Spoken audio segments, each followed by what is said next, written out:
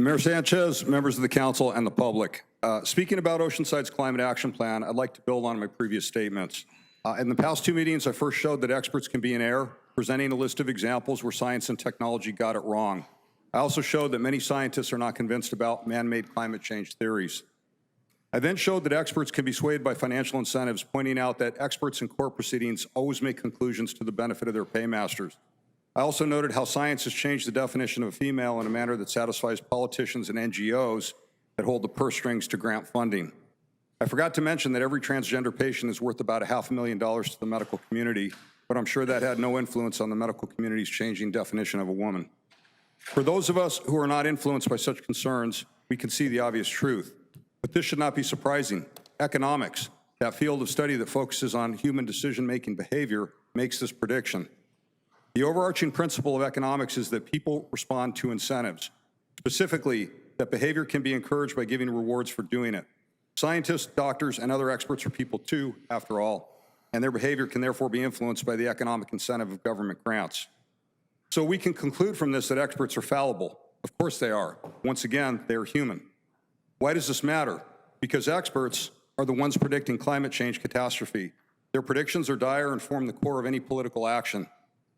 But the actions they demand create unimaginably huge burdens on society that involve the transfer of wealth to a favored few.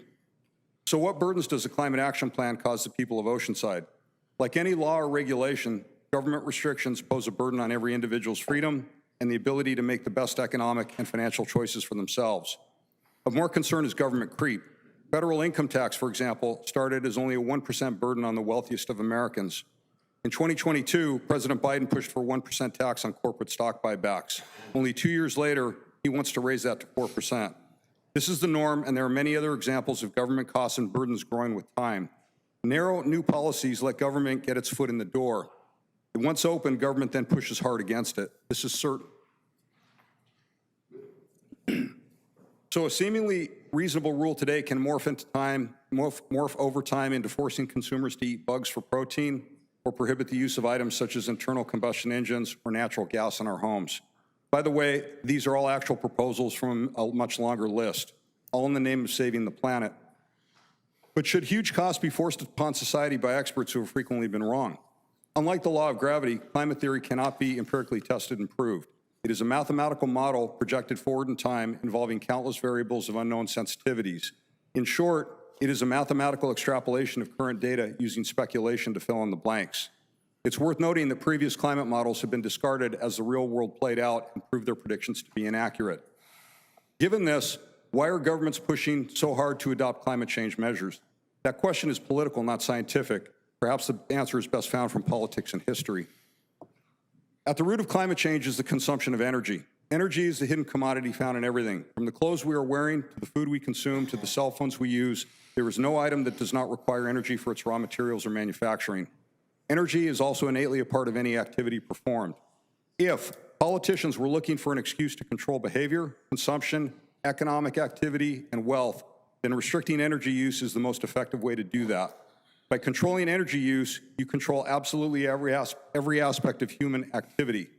So perhaps the question from history should be, are there examples of tyrants, dictators, or other entities who wish to dominate society, groups of people, or the world?